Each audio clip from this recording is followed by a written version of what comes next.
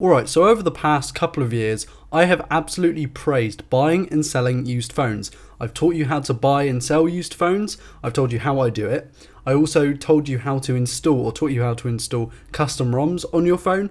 I've gone through boot loop issues, screen issues, everything that I possibly can, even something as crazy as Snapchat, which isn't specific to any device. But there are caveats, and there are definitely problems with buying used phones. And here are some of the things to look out for and some of the things not to do when buying a used phone. The first thing is don't buy from a dodgy site in the first place. If you're buying the mobile device from a website like most people are, don't buy from a dodgy site. The sites that I recommend are eBay, Gumtree, and sometimes Facebook groups as well. Secondly is if you're on a site that has a seller listing, beware that the seller may be dodgy as well, and don't buy from a dodgy seller. I personally believe that on something like eBay, you need to go with anything higher than 97% positive feedback. Anything lower than that can be a problem, and make sure that they've got lots of previously sold items as well.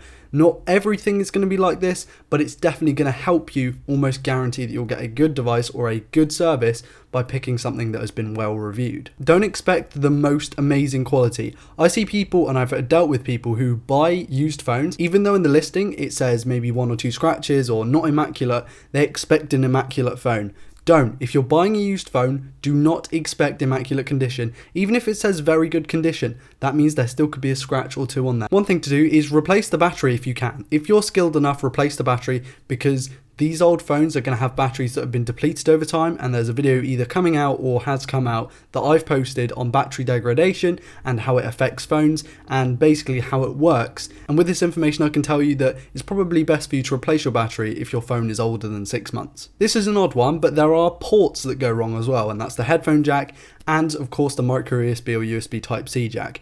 Now the problem is for these is that they're usually soldered onto the main board, and that can be difficult, but a lot of phones, and I would say to check these beforehand, are actually placed on a daughter board, like a separate little board that connects to the main board via a ribbon cable or a Lego connector or something like that, and it's really useful for those because you can simply buy the replacement very cheap and replace it out. Usually this is because of water damage, or they've just plugged in a cable so many times that it's physically broken, or it's got caught on something when they've tried to unplug it and it's yanked something out. That is probably why the ports are broken. So when people say the phone isn't charging, it's probably because of that, and it's probably a cheap fix. Don't buy it locked. This sounds really weird because it might be on a carrier that you specifically want, but for one, resale value, and 2, just plain old convenience, try not to buy a locked device. It can also have some weird bloatware on there, which is really not what you want. Honestly, on an older phone you want as little bloat as possible because they can get buggy very quickly. And 2, it's just a bit of a pain to get it unlocked, even though it costs an extra £10. That's an extra £10, you know? You could buy some decent CSGO skins with that. Don't buy low spec. I know what you're thinking. I only need 8 or 16 gigabytes. I don't need more than that.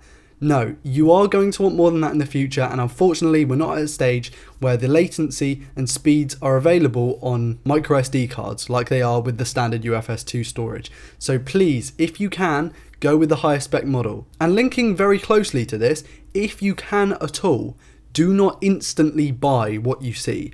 You might find an incredible deal. For example, the Essential phone. I was looking around when I wanted to buy one the first time, and they were like, what, £500? I found one for £400 and instantly snapped on it. That's a £100 saving or a 20% saving. So take this advice from me as someone who's been using eBay for years and years.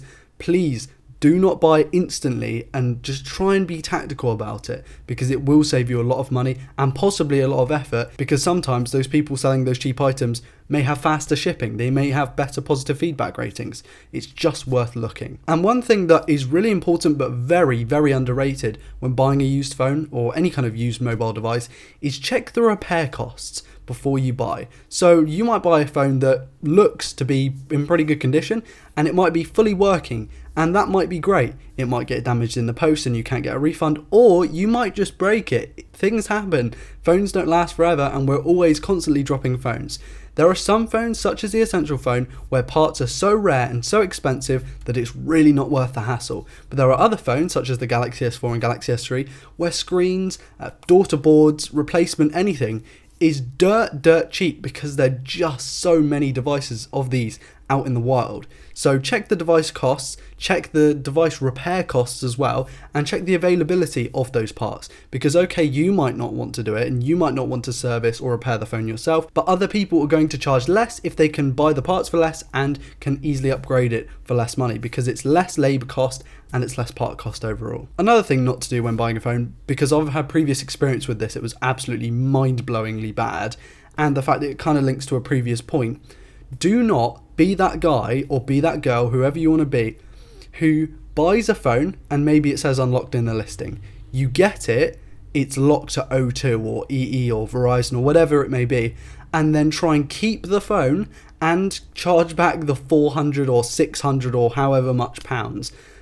That is frustrating, and it got me into some real trouble. I sold the iPhone 7 a couple of years ago or a year ago, and I thought it was unlocked. It wasn't. It was locked to O2 or something like that, and I sent it out and it wasn't unlocked. And I was like, dude, I'm so sorry. I'll pay you the £15 it costs to get your phone unlocked. I'll PayPal to you in like 5 minutes. It's fine. The guy was like, no. This means I get to keep the phone and my money. Don't be that guy. You're a dick and no one likes you for it, okay? It's really frustrating. I've had it in the past where I might buy a phone and it says unlocked and it's not. And I might be like, dude, it's not unlocked, or gal, it's not unlocked. And they'll say, oh no, I'm really sorry, I can send you the money. And I always say no, because I know what it's like being in their position. But please do not be that guy who just tries to get money out of anyone for any little thing. It's really frustrating. So that's roughly it. Hopefully you can kind of take away a few things from this video. I wasn't really going into a huge amount of detail, mainly because I haven't planned this video a heck of a lot. I've got some notes on my screen, but I haven't extremely planned this video. But I tried to create something that's quick and snappy and easy to consume. So anyway, guys, I've been Ryan Thomas with Failtech. Thank you for Jay and also Ross for supporting me on Patreon. Kind of forgot everyone's name there. And please do follow me on social media or anything like that, and like, comment, subscribe, dislike, anything. Tell me your experiences or thoughts in the comment section below. Mine has been Ryan Thomas for Failtech, and I'll see you in the next one.